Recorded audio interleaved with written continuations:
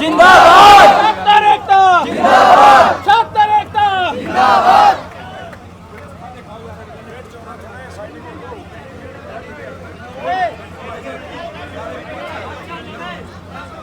आदरणीय साथियों,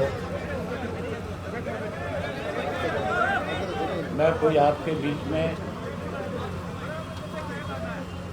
भाषण देने के लिए नहीं आया। मैं आपकी पीड़ा को समझता हूँ। जब सबसे पहले आपके ऊपर आप अपनी जायज़ मांगों को लेकर के वाइस चांसलर के घर पे गए, जहाँ वाइस चांसलर को आप लोगों के साथ बैठ करके बात करनी चाहिए थी, आपकी समस्या को सुन करके उसका समाधान करना चाहिए था, बजाय आपकी बात को सुनने के आपकी बात को दबाने का प्रयास किया गया। और दबाया भी इस तरीके से गया कि इस यूनिवर्सिटी में मैं भी स्टूडेंट रहा हूँ। हमारे वक्त में भी बहुत बार इस तरह की स्ट्राइक्स हुई थी।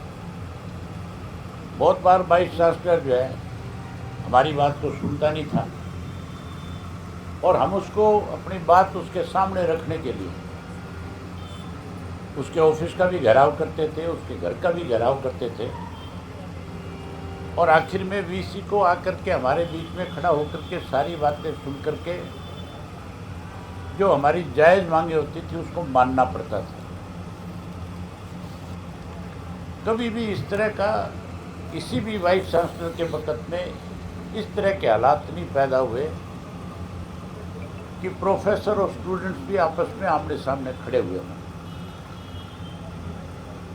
आज का जो आपका वाइस चांसलर है, इसने तो इस किस्म के हालात पैदा कर दिए यूनिवर्सिटी में कि आज जो स्टूडेंट का जो टीचर का एक रिश्ता है,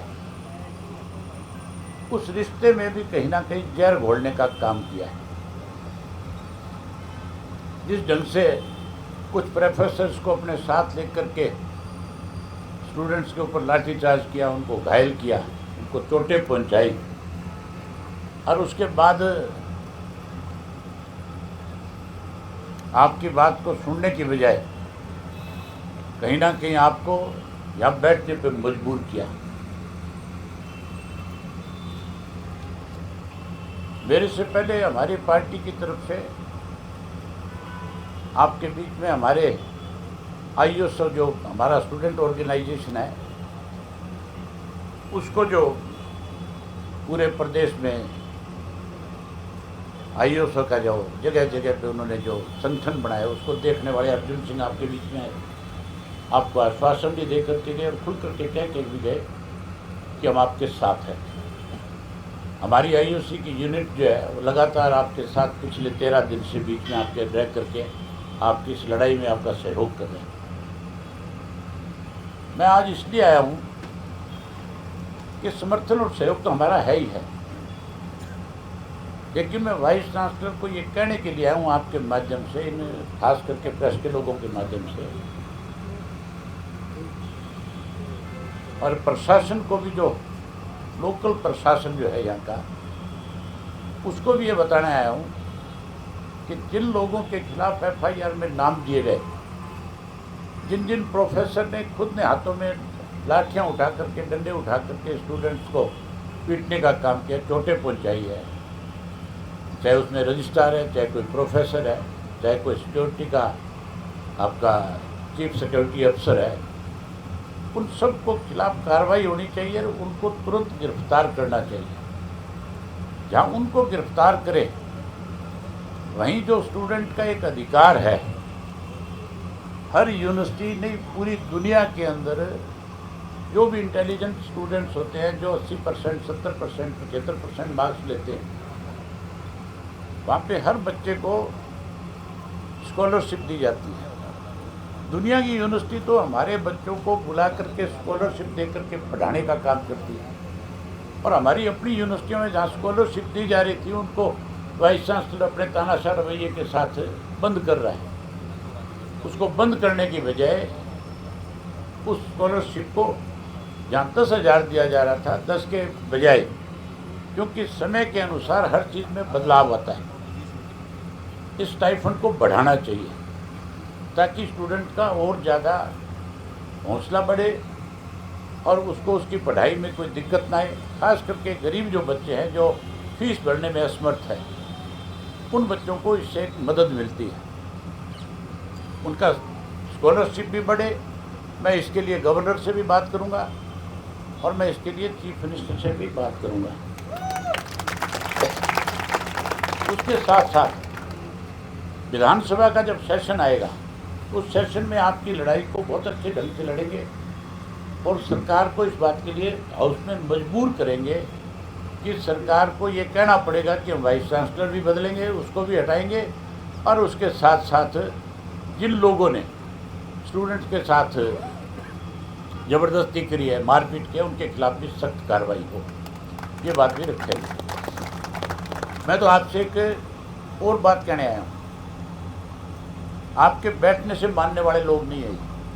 आपको एक कमेटी बनानी चाहिए स्टूडेंट ऑर्गेनाइजेशंस की, उसमें हर जाति विशेष वर्ग के स्टूडेंट्स को साथ लेना चाहिए, जो जाकर के बच्चों को सारी बात बता सके, समझा सके। और आप पूरे प्रदेश के अंदर हर यूनिवर्सिटी में जाओ और हर यूनिवर्सिटी के स्टूडेंट्स को अपने साथ अपना समर्थन लेने का काम करो। हमारा तो पार्टी का आपको समर्थन है, हमारे स्टूडेंट ऑर्गेनाइजेशन का भी समर्थन है।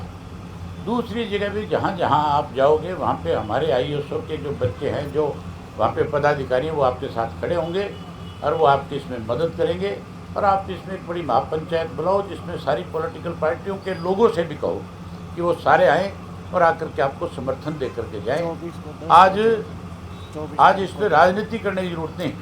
आज तो बच्चों को इंसाफ मिले और इस तरह से कोई भी प्रशासनिक अधिकारी या कोई वाइस चांसलर अपनी तरफ से मनमर्जी ना कर सके।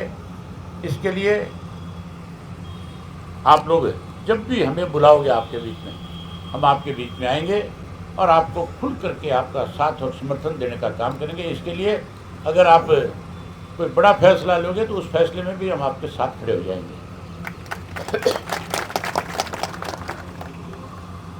ये क्या है?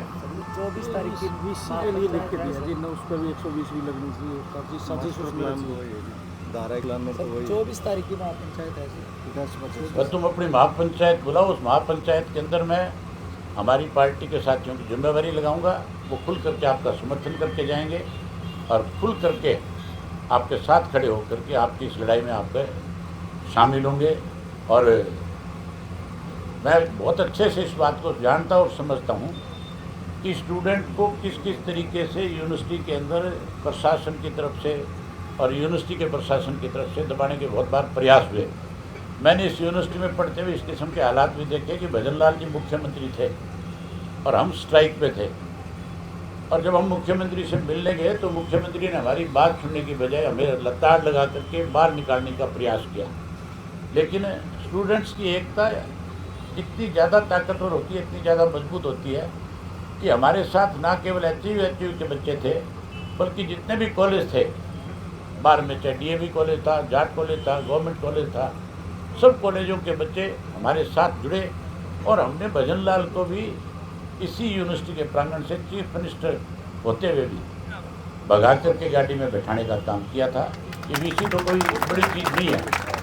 इस वीसी को तो आप ये मान के चलो, ये खुद चल करके आपके बीच में आएगा और माफ़ी मांगेगा, और ना केवल माफ़ी मांगेगा बल्कि अपनी गलतियों का एहसास आपके बीच में खड़ा होकर के करेगा।